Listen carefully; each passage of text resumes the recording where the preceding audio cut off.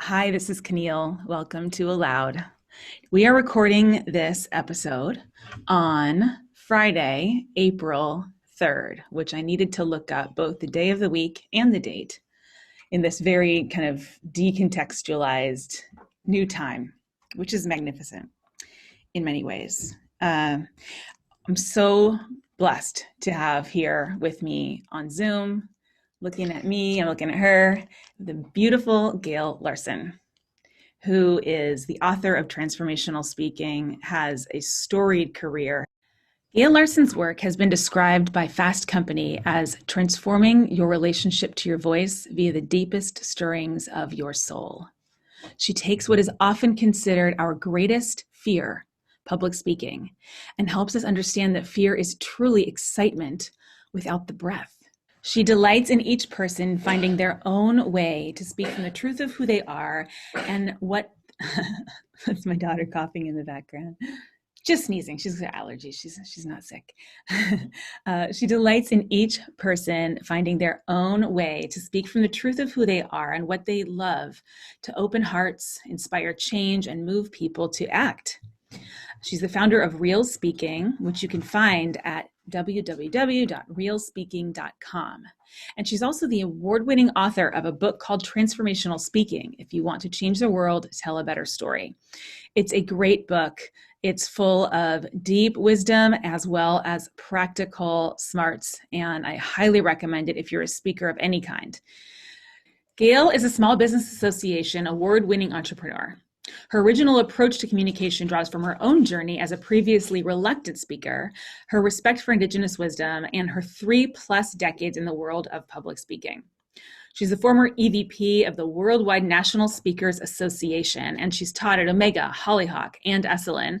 And in 2014, she founded something called the Holy Fool's Day Extravaganza, particularly relevant here right after April Fool's Day. So she renamed that Holy Fool's Day, and she's actually got a really fun site around this. You can go to holyfoolsday.com.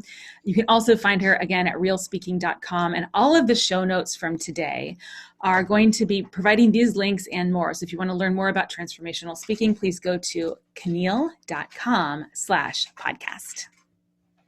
This is the woman who has pulled people's deepest, most important messages out in front of them to bring to the world. And she's done this around the world. And you have no doubt been influenced by many of the people that she has supported in this work, and really has brought forth what they have to give, and that something they can alone only give. Maybe you can give our listeners just a little flavor of who are some of the kinds of people that you've worked with. You know, I look at them as change artists from all walks of life. You were referred to me by Diana Chapman, Conscious Leadership Group, and I've probably worked with a dozen of you that are working in conscious leadership because of Diana's great recommendation. Danielle Laporte, White Hot Truth, The Desire Map, Marie Forleo, Business School, Chris Carr in the world of health, a number of best-selling authors, Janine Roth, Dr. Margaret Paul on inner bonding. Gabby Bernstein. Right? Yes. Spirit Junkies, Gabby. And I have the joy of working with Gabby every time she brings out a new book. Oh, wonderful. And you know, it was so great because she came as part of one of Deepak Chopra's events to Santa Fe last summer with Oliver, her baby, 1 year old. And we got to spend a really good time together. And wanting to have that baby was such a big part of her story, and watching it over 3 or 4 years as we worked together. So, a lot of the names aren't recognized, but they're just as important in bringing our voices forward, because we all are part of this web of life, and that what we do in the world is important, and how we show up and bring our medicine. Diana always says, who's to say that leading 2 people in your own home is not more powerful than leading a nation? Absolutely. Absolutely.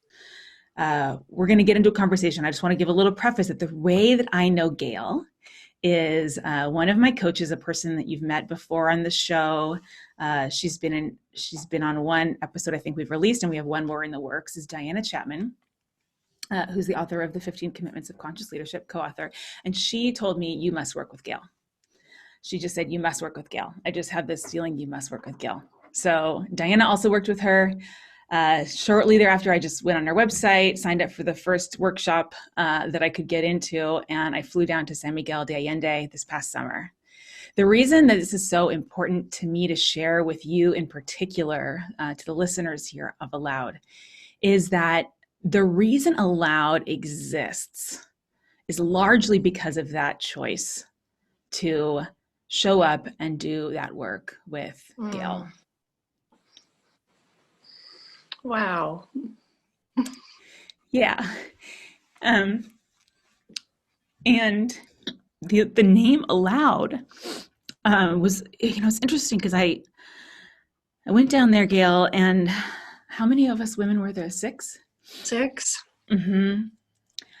And we went through a magical 4 days, at the end of which you leave with kind of a talk. You leave with, probably for me, it felt like a collage or a watercolor of my talk.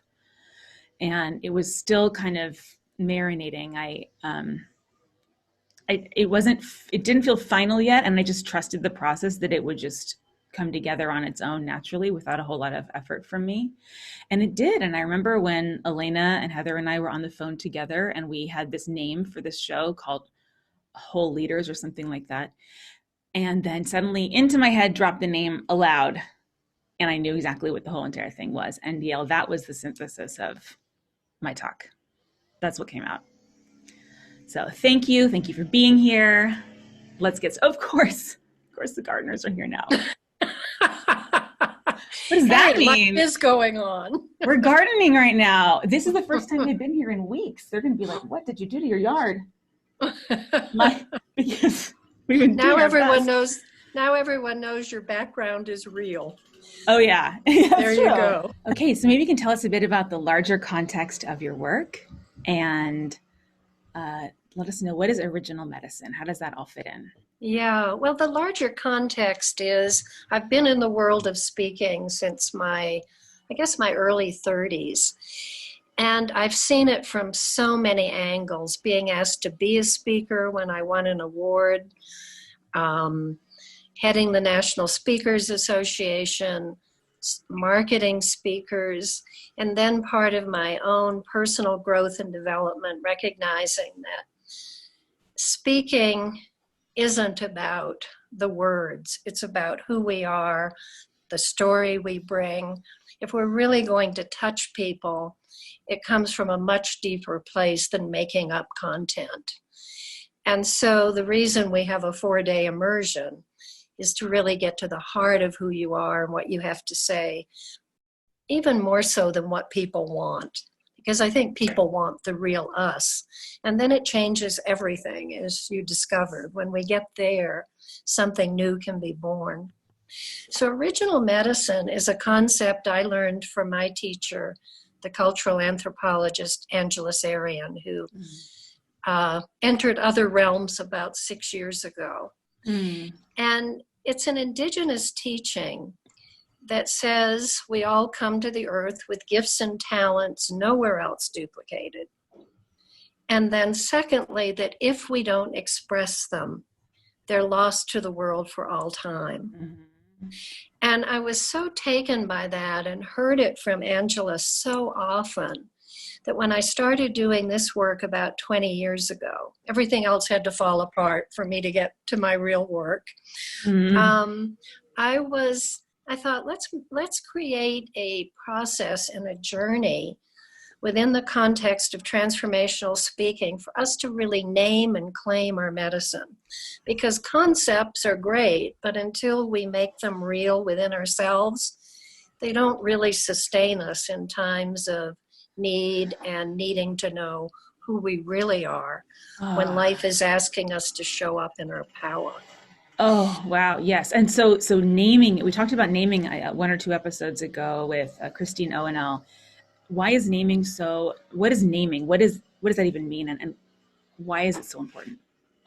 Well, if when you say your name, Caneel Joyce, when I say my name, Gail Larsen, it takes us back to an identity that in many ways is kind of like it's who we are, but it's a public persona as well. Yeah. But a medicine name takes us to essence.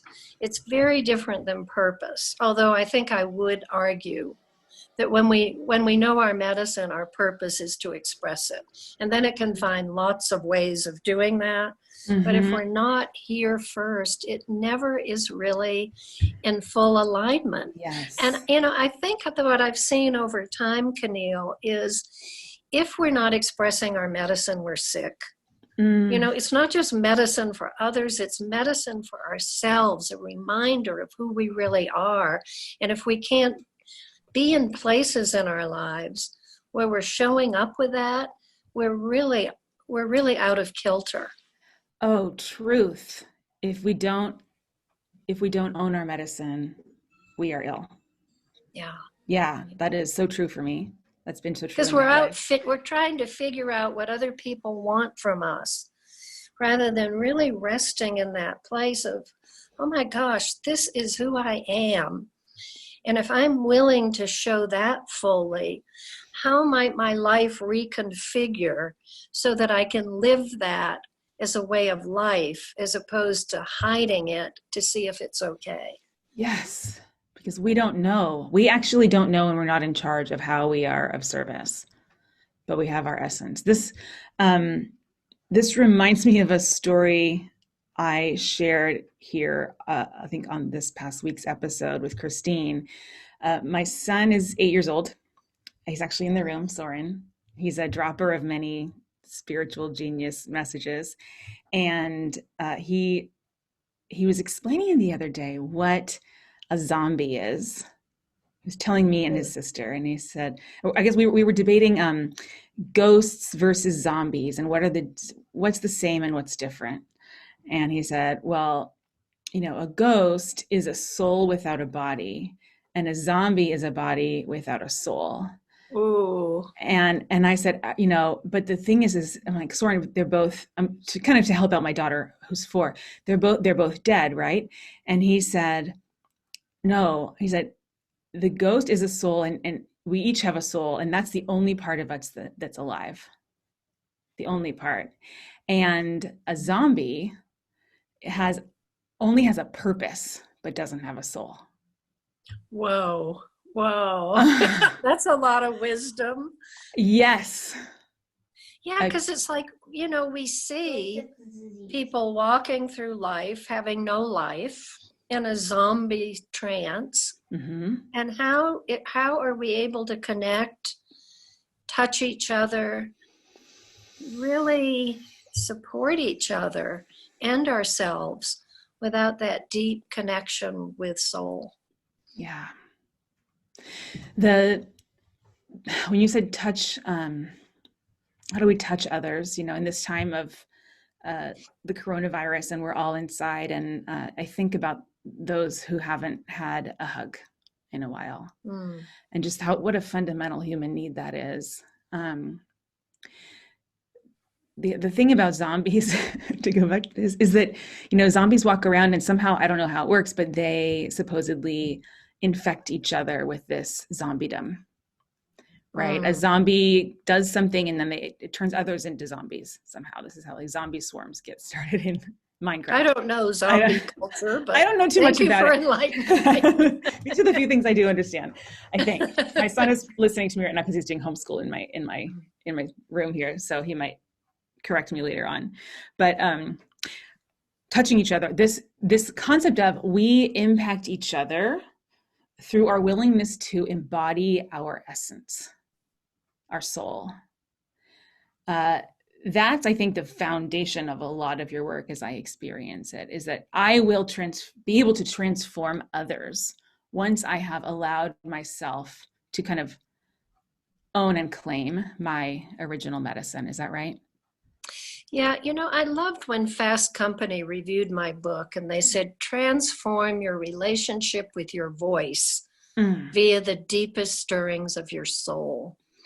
And it's like, so it's this internal wake up call and transformation that allows us then to be in relationship with others using our voice in an entirely different way. Mm-hmm. You may remember that I talked about Gertrude Stein in the class, where she said, beware the double ouch.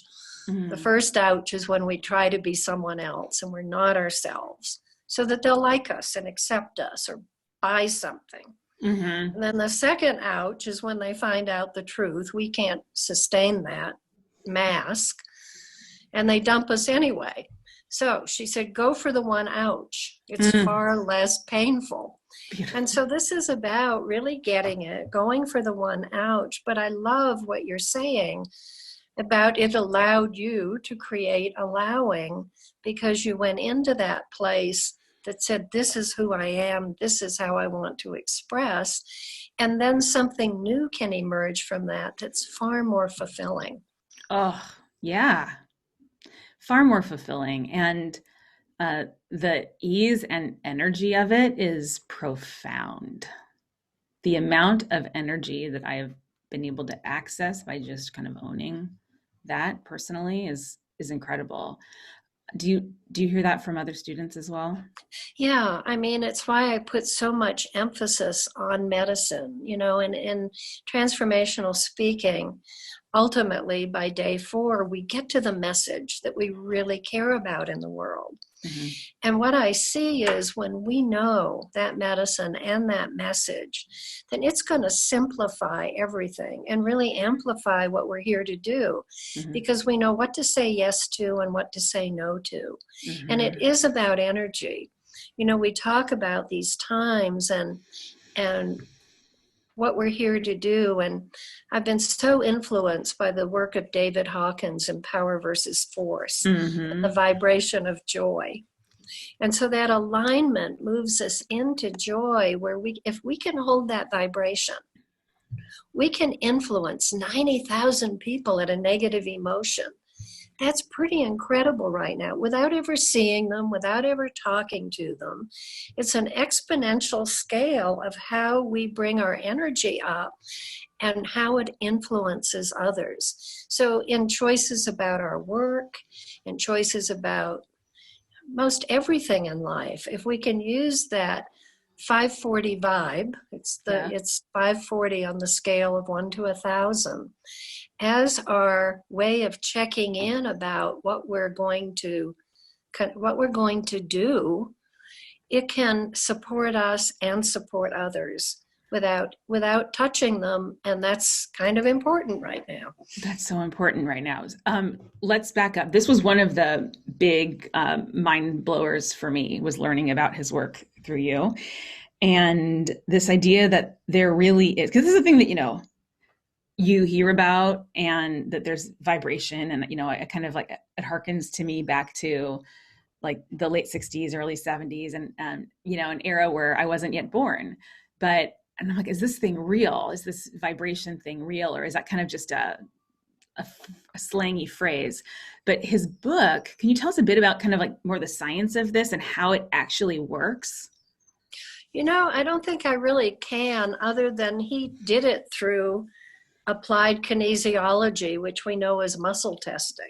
Mm-hmm. And so, of course, that's when in muscle testing, if you are, I do it this way, like with supplements, and even this week. Like pulling on it with your fingers? Yeah. Does it hold strong or release? Because talk about no one to hug. I am single, I live alone, and my dog had to have a very serious surgery this week. Oh. And I was like, is this right timing? Because if I wait till next week, maybe the veterinary clinic will be closed. Mm-hmm, mm-hmm. She was saying maybe we could wait and watch. And I was like, is this right timing? Will I have the strength to get through this? And so muscle testing on states of vibration. If you're depressed, your vibe's going to be really low. So it's like you can't hold any strength if you bring your energy down to your sadness and depression. But if you're in your joy, I mean, say to yourself your medicine name and then feel this. Oh, yeah.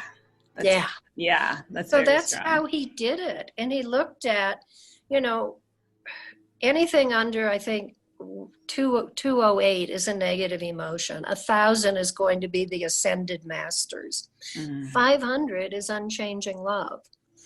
You get to 750 and you've got Mother Teresa. So, and then they have states of, you know, like politics is like 300 to 400, and science and reason 400 to 500. So you get to joy, you've got a really high vibe.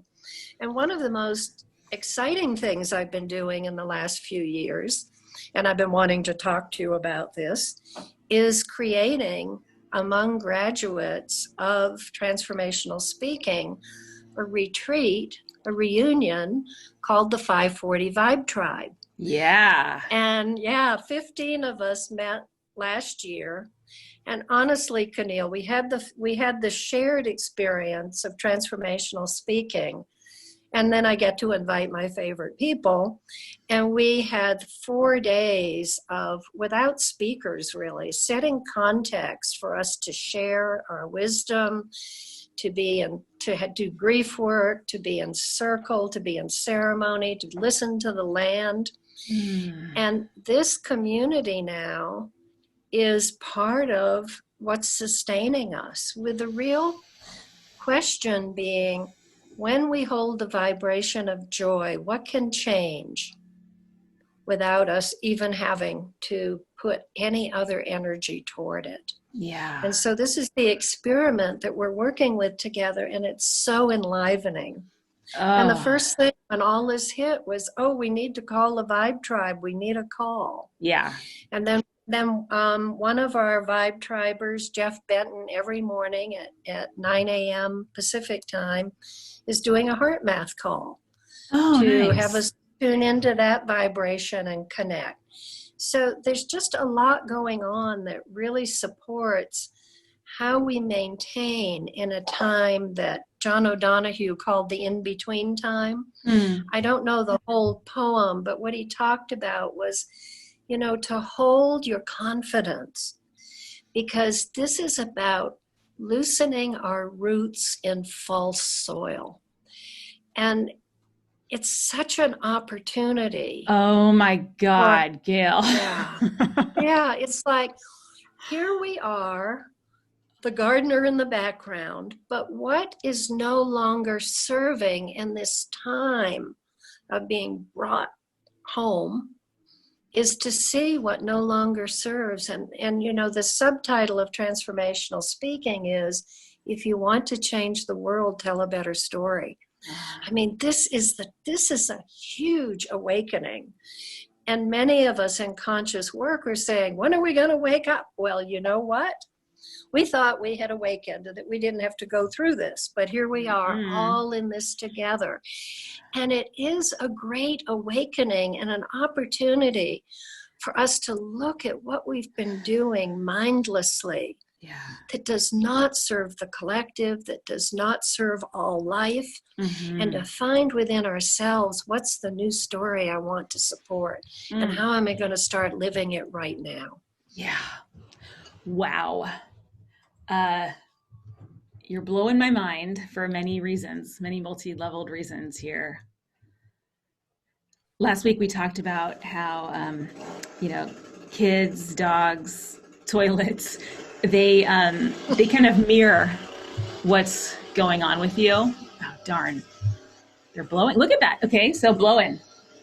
I'm blowing hot air right now. I'm going to have you take the message. I'm not listening.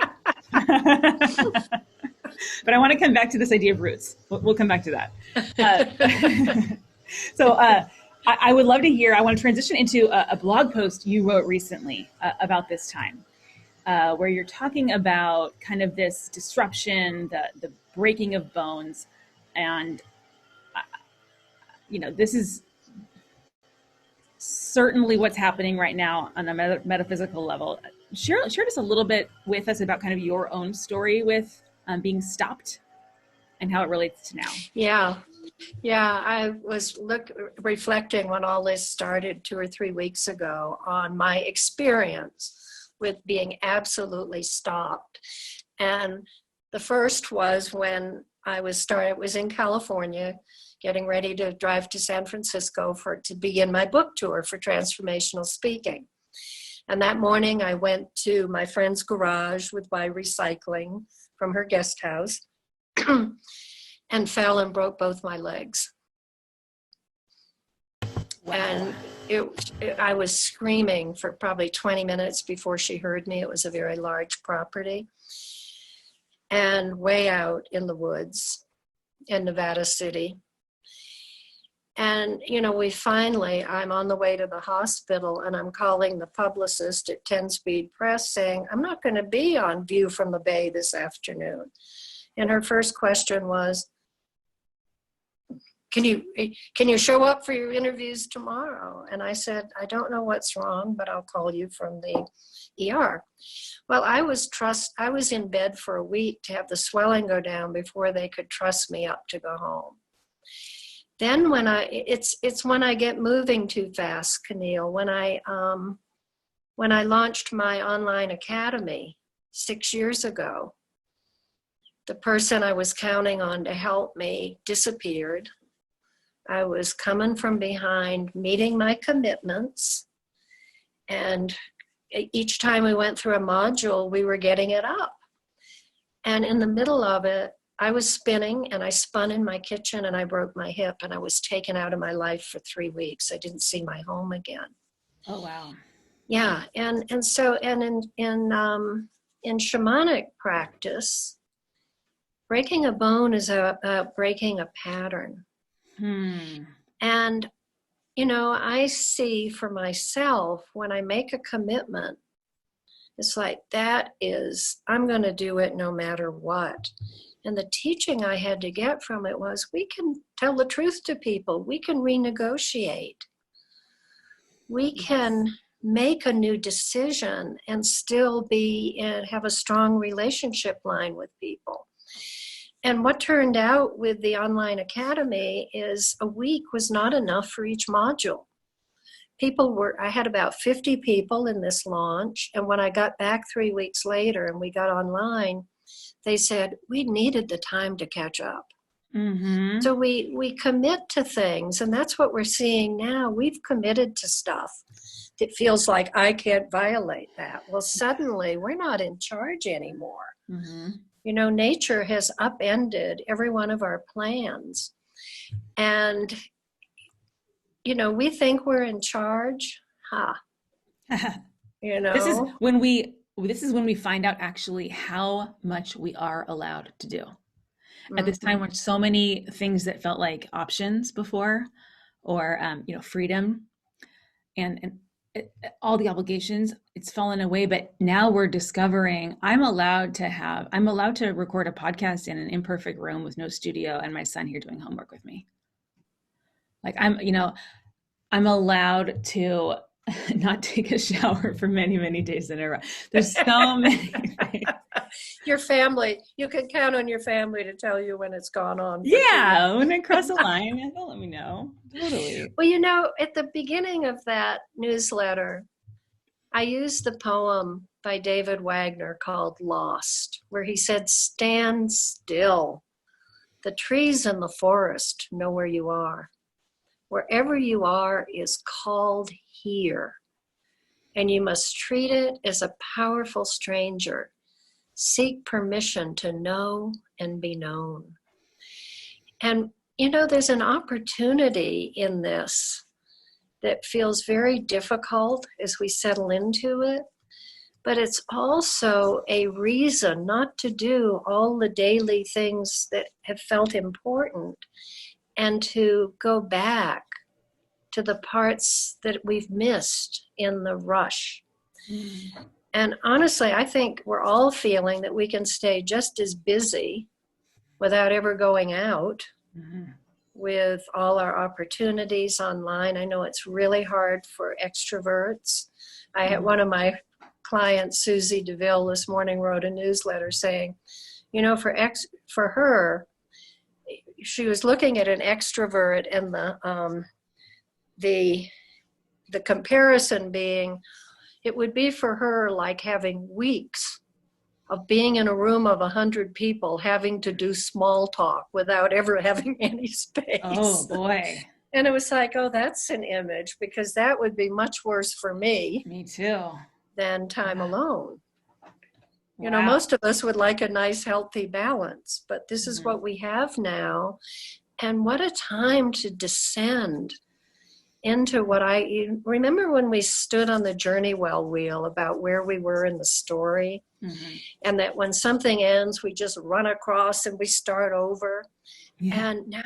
But when we take that descent into the well, the first piece is let go and grieve. And David White's poem, "Those who will not slip beneath the still surface on the well of grief, churning down into the darkness to the place where we cannot breathe, will never know the source from which we drink, those secret waters cold and clear, nor find in the darkness shimmering those small round coins thrown by those who wished for something else." So what gold are we going to retrieve right now that would be lost to us from any other way? And what new story, what new vision, what new possibility can we bring to the world by virtue of navigating this? Yes. It's beautiful. Allowing what is. Yeah. It's so much connection here. Wow, as I close my eyes, I'm seeing all the rings of this little ring light I have in front of me. It's pretty cool.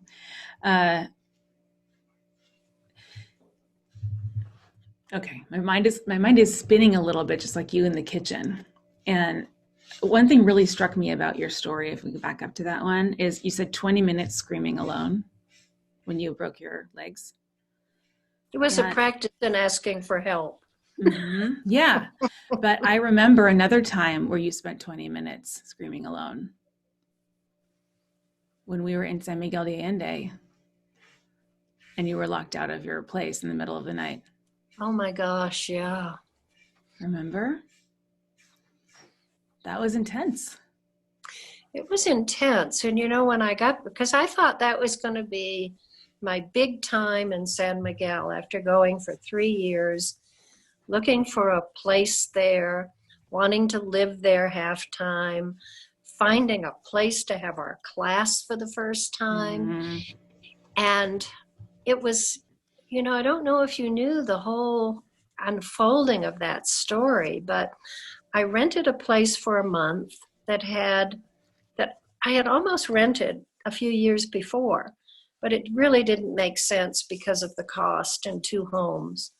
But then a woman I met rented it and sublet it to me, and I thought it was going to be in heaven until nightclub in my core. You know, it was surrounded. It had. I visited you there, and it had windows, paned windows all around. I can't imagine the rattling from that nightclub. It was. I couldn't sleep, and so I realized, you know, you all had your place up on the hill, but there wasn't an extra bedroom for me. You know, all my careful planning, And so a woman offered me a bedroom in their home, which was not my first choice, but it was, okay, I will at least get some sleep, because I like to wander when I'm teaching and feel in and not be in a bedroom in someone's home. So that, so on Saturday night, while you all were developing your new talks, I went to have dinner with a friend who was cooking for me. And I got to her place and I was knocking. And she texted and said, "I'll be right down." I thought she'd hurt herself. She said, "Oh, did you not know I moved?" So that was the first knock, no one there. Oh, geez. Then after dinner, she wanted to go hear sacred music. And my hosts had said that they would be back by 9, 8, they go to bed at 9 and they'd be home. So it was raining. I decided to take a taxi, and I got there about 8:45. Missed most of the concert, but I wanted to be a good house guest. Mm-hmm.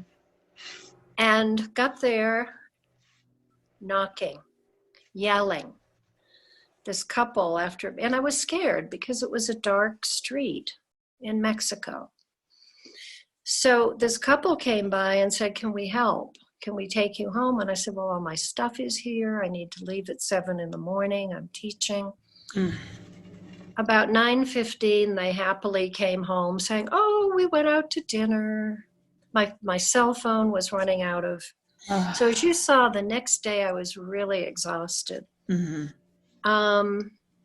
Then we had our wonderful closing. And that night, or the next night, I was to have a session with the woman who did the healing work for all of you, Azanet.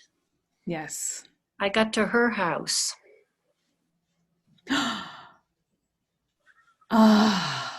What? You knocked and no answer.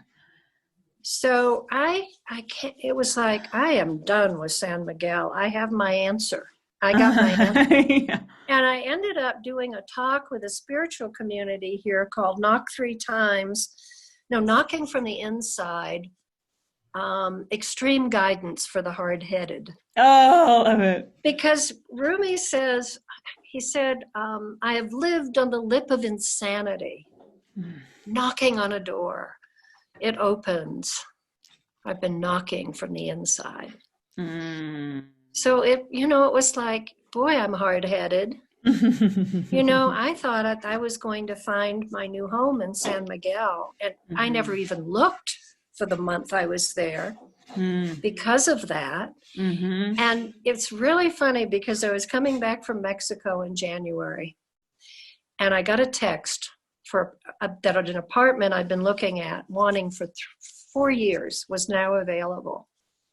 And did I want it before it went on the market? It was $500 a month. This was manageable. And I wrote back and I said, I've felt into it, and it feels like having fallen madly in love with someone who dumped me and now wants me back, and I'm not interested. Yeah, no thank you. Too little, too late. Such a journey for those of us who are, have this identity of how we're supposed to be and show up for people and what we've committed to, and how life gets our attention. And whoa, it is collective. We haven't had an opportunity like this to transform, I don't think, since 9/11. And we kind of blew it then. Yeah. And this is, do you remember after our closing ceremony, you were super tired after that night, as you mentioned. And I remember I think you felt a little dizzy or something was going on with your vision. And a couple of us were sitting with you and kind of just breaking down like what the past few days had been for you. And realizing, I think the phrase we kind of landed on was that you had been holding space without ground. Yeah. And as a teacher and a speaker, it's so important that space, kind of like your own green room, your own backstage area when you're teaching and speaking and giving forth so much energy and holding space and feeling everybody in the room and subtly, shifting around your energy and their energy. And it's so important to be caring for yourself in that delicate way. I think it probably looks different for a lot of people, but I really resonate with what you're saying about when I'm teaching, I like to wander and I don't want to be a guest in someone's home. And, just I coming think down here this morning. We know what we need. Yeah. We know what we need, and what happens when we can't get it. I mean, everyone's there, having flown into San Miguel. We had Lisa supporting us and supporting me. I think if I were doing it again, I would have had her stay somewhere else, and I would have taken that bedroom. But, when we're in the middle of it, the create and adjust doesn't seem quite as available to us. So again, we got to feel into where we are. But, you all were so supportive, you and Tricia. I said, this is what the closing ceremony looks like. If I can't do it, here's what we're doing. And we got to that place that I had not visited for our private lunch. And remember that huge lawn. Yeah. And I had the caterer bring me a blanket. And 20 minutes on the earth restored me. And you don't get that in San Miguel as a city, but that was the blessing that showed up that I had no idea was going to be available, that brought me back into my body and my fullness to really be able to be there to celebrate what everyone had created for themselves. Yeah, connecting to the ground completely. Yeah, that was a beautiful time. Interesting, to remind me that it was holding space without ground. And when I got to ground, real ground, I was able to come back. There is a difference. There is a difference, my friends. Even if you have, a little teeny tiny plot of concrete that you can stand out on right now, please take your shoes off and go do it. It is different to stand on the ground with your skin, especially. That's really important. So this has me thinking about our leaders. And as you know, I support in my coaching practice largely CEOs and co-founders of companies that are growing very, very quickly. And I'm fortunate that a lot of the companies I support, for them, this shock to the system is not as large as it would be to others. But it's nonetheless, it's a human experience that we are all sharing. Hey, sweetie, can you stop bumping a little bit? Thank you, baby. It's a human experience that we're all sharing. And I love what you're saying about giving yourself permission to feel the grief and to go into the well, as well as respecting those needs that you have. I think that really translates. I would love my leaders to hear this, that it's actually a very important act of self-leadership here, to tune in to your primary needs. And what else can you share or advise, to the leaders out there who are kind of forcing themselves to stick to deadlines, for instance, that, or I'm hearing a lot about, we don't want to change our company goals or OKRs, and not kind of acknowledging, I think, the difference of this time. What advice might you have? How do you see it?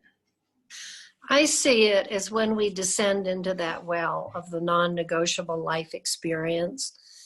And as we stood on that journey well wheel in class, after the let go and grieve, there's a time of withdrawing and seeking support and experimenting.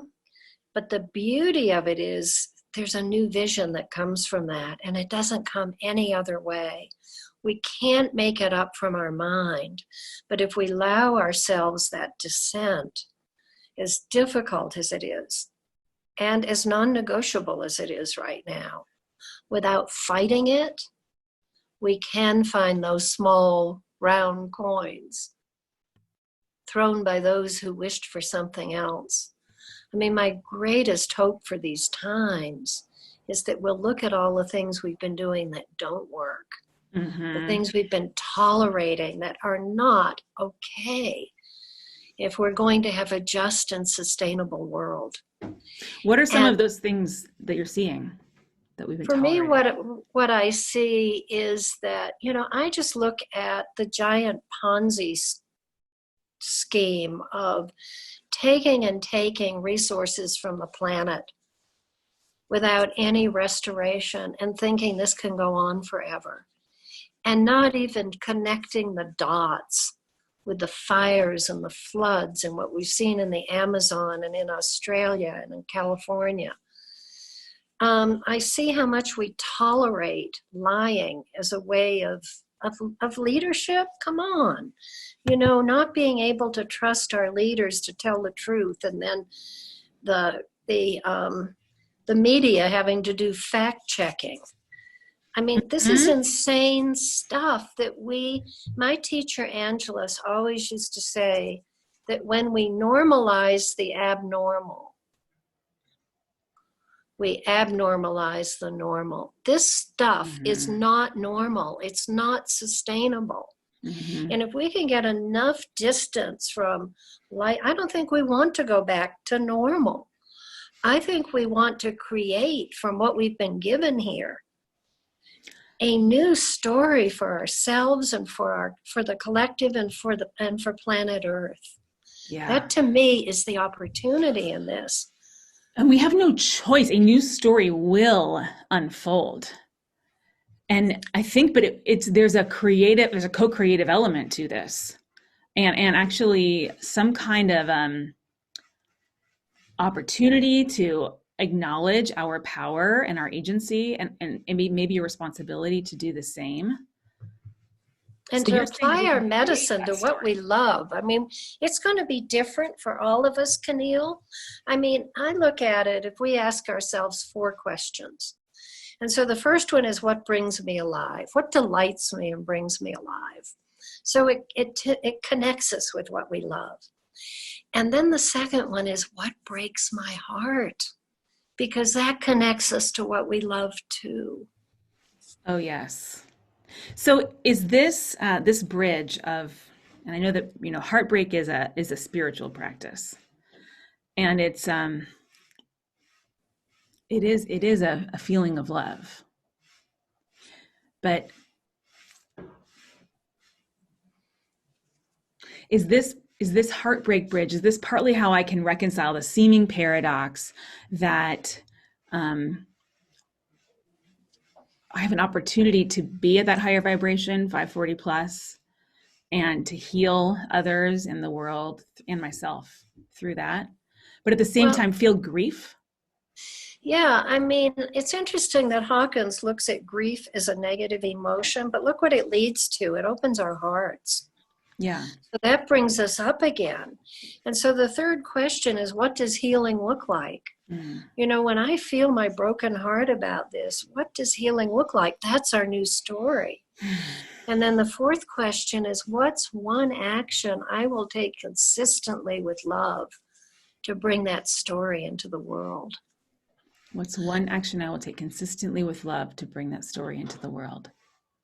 And I don't know if you saw this week, I named April 1st Holy Fool's Day. Yes. In 2014.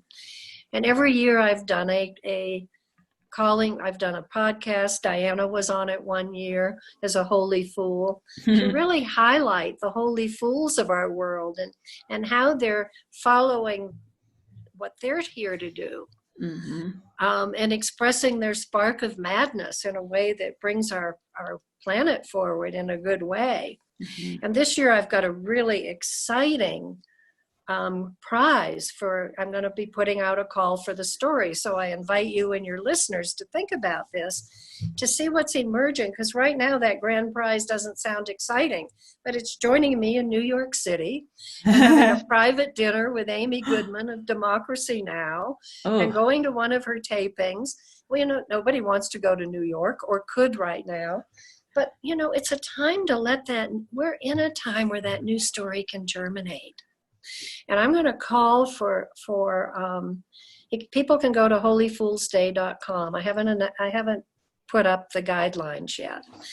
But think about the story, because I want to award that to the most inspiring new story for who we can be. And the person who can tell us how they're living into that right now. Because that's what excites me. We have so much imagination, and this is a time to call on it. Imagination is more important than knowledge. So while we get the knowledge of what we're supposed to do and how to try to stay healthy and how to navigate this, Mm-hmm. Let's also engage our imaginations and make up what we want, because we're so incredibly creative. So when you look at your corporate leaders and your clients, I would challenge, get away from business as usual. What is this inspiring within me right now that could be the 2.0 of what we're doing, so that our world changes and becomes more just and sustainable and reflects the goodness of people instead of so much of the insanity that we have normalized. And we're allowed to enjoy that. I think that's great advice. So you're reminding me of a quote. Maybe this is a really nice kind of closing point as we move to close. And we'll share with you listeners after this links for how you can connect with Gail and find out about the Holy Fools contest. And she's also got an offer that I'll tell you about at the end of this. But I just want to share this quote with you, Gail. You've probably heard it before, but I bought this painting with this quote on it at a San Francisco street fair from an artist way before I had kids. And it was one of those things that every time I did a decluttering, I would never get rid of it. Even though I hadn't hung it up, I just kept it. And it was a quote by Albert Einstein, who said, "If you want your children to be intelligent, read them fairy tales. If you want them to be more intelligent, read them more fairy tales." Oh, that's giving me chills. Yes, yes. He knew. And I want to remind you of what Holly Near said in her great song, Planet Called Home. Can you call upon your imagination as if reading a myth to a child? Bring in the fantastical, wonderful, magical, add the romantic, the brave, and the wild.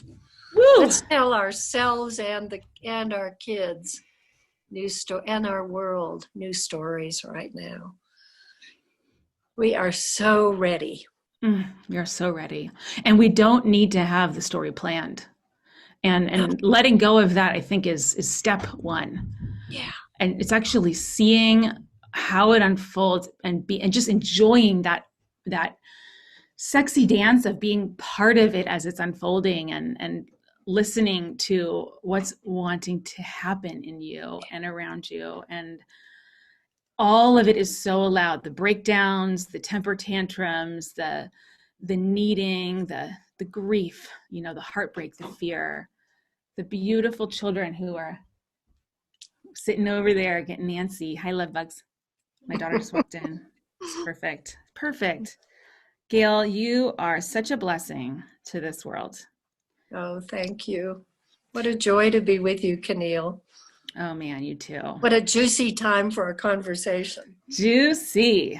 It's perfect. Caneel, thank you for the opportunity, the joy of seeing you again, and your little ones in the background. Much love to you all.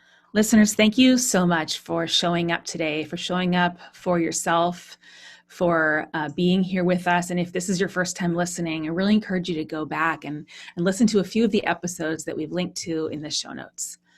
You can find our show notes at caneel.com/podcast, as well as a link to our conversation on video. I also want to point you to holyfoolsday.com, which is Gail's site where you can submit your inspiring story for a chance to win an incredibly cool prize, a deep exclusive. And I think it's going to be so inspiring just to submit your story. I can't wait to see some of the stories that come out of this. Also, when you sign up for her, very occasional newsletter, it doesn't come too often, but it's gold when it does. You can find that at realspeaking.com. And when you do that, then you can actually get 50% off on the original medicine teaching, which includes 2 community coaching calls with Gail personally. So that puts it at the price of only $97. And if you are curious about what your original medicine is and what your original medicine name is, I can't imagine why you wouldn't be. I really deeply endorse her work. So please go check out Gail's work, realspeaking.com. She's also just adorable, and her home is beautiful and stylish. And I think she's in Santa Fe. So if you want to actually see that as her backdrop and see my own little backdrop here with the gardeners buzzing by and my kids occasionally popping into the screen, you can see our conversation happening live at caneel.com/podcast.